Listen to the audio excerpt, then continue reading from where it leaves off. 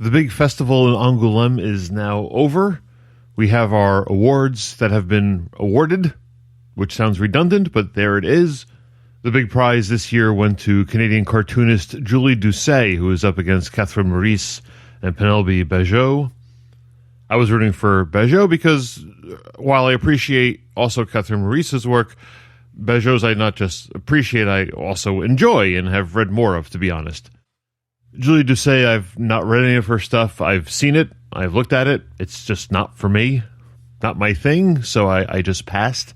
This isn't me making a judgment on the award itself. I haven't read it, so obviously I'm not the one who should be voting on it, but 17 or 1,800 other people in France did vote for it. Julie Doucet is the winner, so Chris Ware, a North American, got to hand off the big award to Julie Doucet, another North American on the stage there in Angoulême this year, which I don't know if that's happened before. Maybe, maybe not. I'm not sure. The funny thing is, you could see the video on YouTube on the official FIBD Angoulême channel there. They have the video of Ware handing the cat-like creature. I'm not sure exactly what the name of it is. There's probably a nickname for it. I don't know.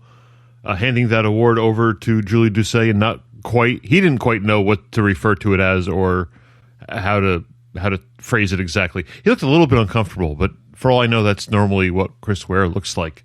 I have to admit, it must be kind of weird being on stage, being the only native English speaker probably in the hall. Maybe not the only one, but in a room full of people who only speak French or who primarily speak French, I'd be overwhelmed too.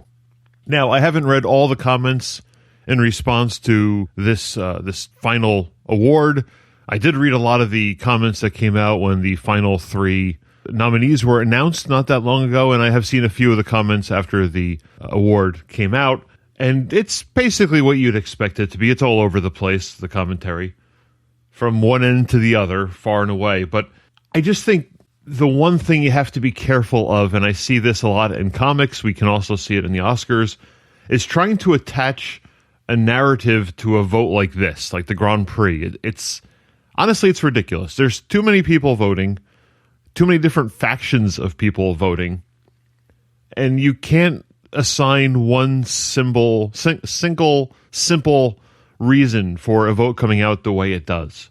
It often has less to do with the narrative that's in your mind than simple voting patterns or the way that the votes are counted or dispatched or received or any of those kinds of reasons. For example, the Oscars just about always give the Best Animated Feature Award to Disney because, and it has been proven already, the Oscar voters don't watch all the animated films. The only ones they've seen are usually the ones they watched with their grandkids, and those always are Disney movies, so they vote for the movies they know about. The other movies they've not seen or they haven't even heard of to begin with, and so that's why that award always ends up over there. Not that they don't always deserve it. A lot of great movies came from Disney/Pixar in the past 15 years or so. But, there's a lot of debate in the animation world about how fair that award is.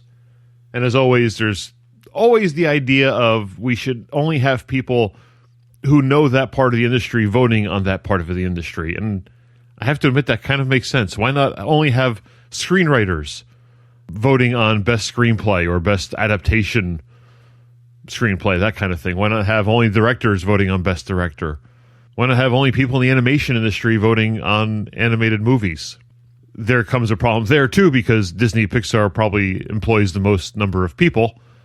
And a lot of times the smaller features that would have fewer people who work for them may have fewer votes, so it's always going to be lopsided. There is no perfect thing. It is, in the end, something of a popularity contest.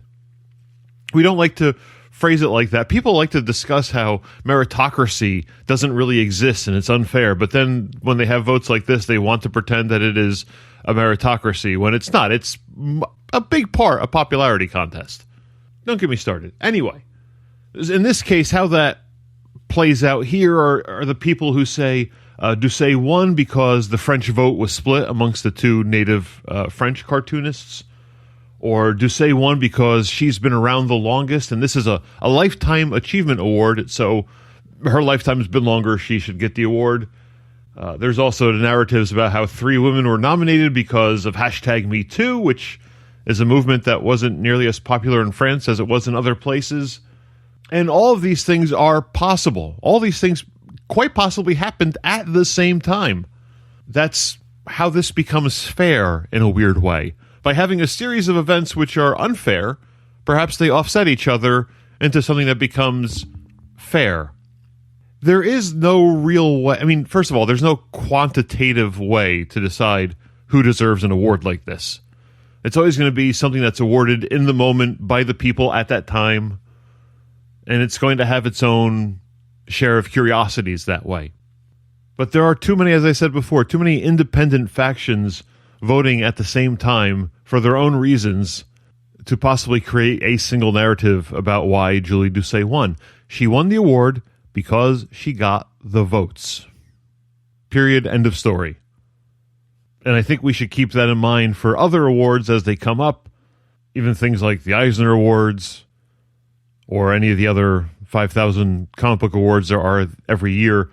And if you look at any of those awards, you'll see the same patterns repeating over and over again. You'll see that the audience for those awards or the people who are most likely voting on those awards create a similar feel every year. And that's how awards get their sort of their style. It's from the way the awards are judged and awarded and all of that. So, everything has its own personality, and that's all there is to it. Don't try to conduct a narrative past that, because that way lies madness.